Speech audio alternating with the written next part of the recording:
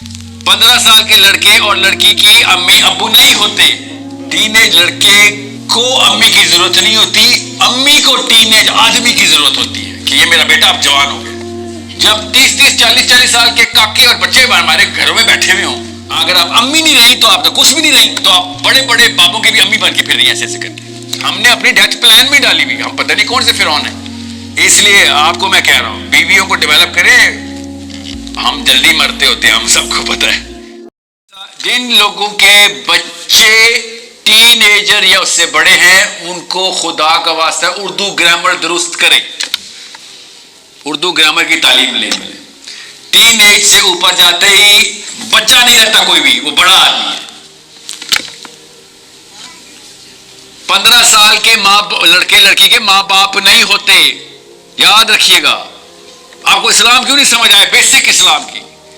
15 साल के लड़के और लड़की की अम्मी अब्बू नहीं होते।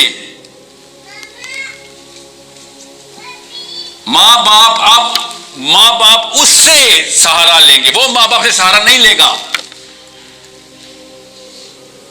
आप एहसन और सरमत बराबर हो गए हैं, आप वो मशवरा देना चाहिए, उसको चाहिए आपको मशवरे, मगर आपने तैयार नहीं किया उसका दिमाग।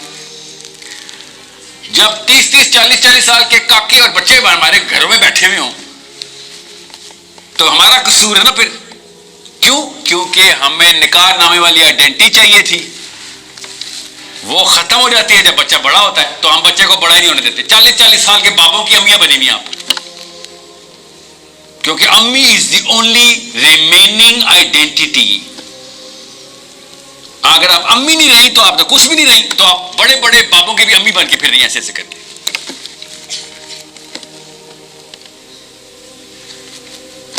आप अपनी माँ बाप के सतून हैं, सहारे हैं। माँ बाप आपके सतून सहारे नहीं हैं, आपकी उम्रें हो गई हैं। आपकी गैरत क्यों नहीं ललकारती अंदर से कि आप किसी के सहारे पे खड़े? जितनी मेहनत करनी थी माँ बाप ने कर दी, 15 साल 16 साल कर दी, बस अब वो आप पे डिपेंडेंट हैं। ये है निजाम जो अल्लाह ने बनाया है। सवाल आपसे होना है, बालिग आप हुए।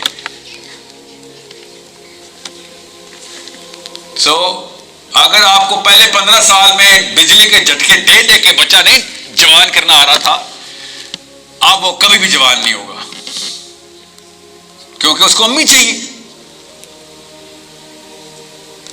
टीनेज लड़के को अम्मी की जरूरत नहीं होती, अम्मी को टीनेज आदमी की जरूरत होती है कि ये मेरा बेटा अब जवान हो गया।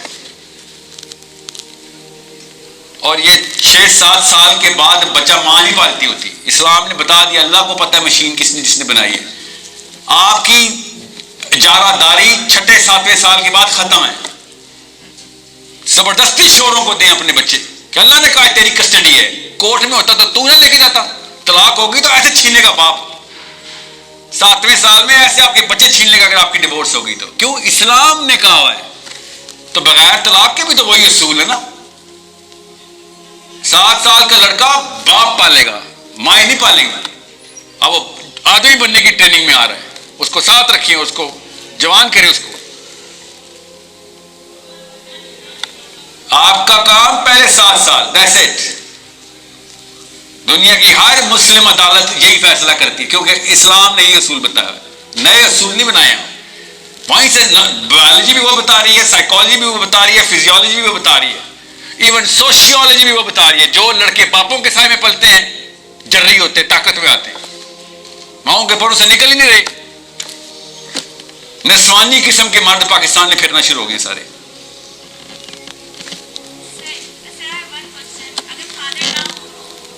बेटा एक्सेप्शंस को तो ना करें ना, वो तो अल्लाह ताला उस माँ के दर्जात बुलंद करे जो बेवा होने या तलाक के बाद भी अकेली पाल रही है। वो तो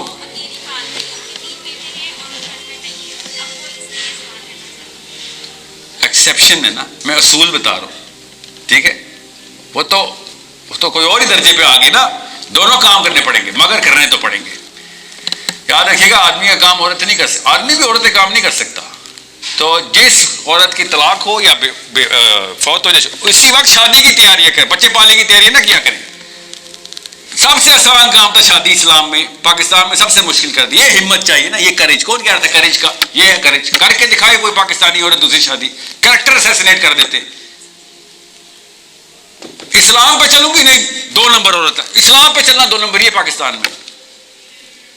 मैं आपको 800 साहबियों के नाम बताऊं, मेरे अपने उस्ताद ने किताब तरतीब दी है, जिनकी 3-3 2-2 शादी हुई हुई औरतों की। ये हिम्मत आपके अंदर नहीं है, फिर बच्चे भी उसी तरह कमजोर होंगे। अम्मी से नहीं हुई तो मेरे से कैसे होगी?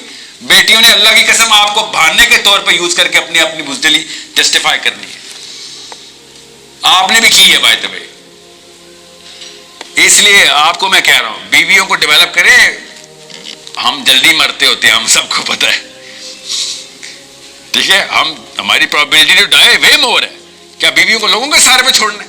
डेवलप किया करे औरतों को कि भाई बच्चे पालने तुझे, मेरे लोगों के सहारे पे नहीं पलेंगे मेरे बच्चे।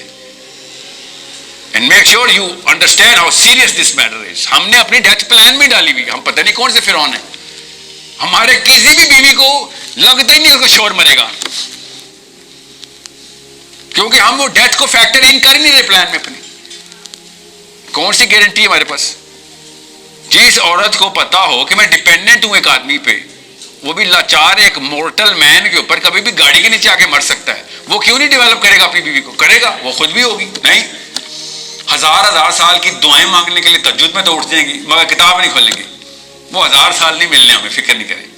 ये दुआ नहीं किसी की कबूल हुई। हज़रत आदम की कोई अम्मी नहीं थी, सिर्फ उनकी कबूल हुई। अगर उनकी अम्मी होती तो है नहीं। हज़रत आदम के बाद कोई 1000 साल नहीं अंदर रहा, और अल्लाह ना ही करे हम 1000 साल के हों। क्या अस्पतालों में भेज रही है हमें, 900 साल अस्पताल में रहे, ये दुआ है, ठीक है। सो डेवलप योरसेल्फ, आइडेंटिटी आपकी, आप खुद किसी उसमें मत रहिएगा, ठीक है।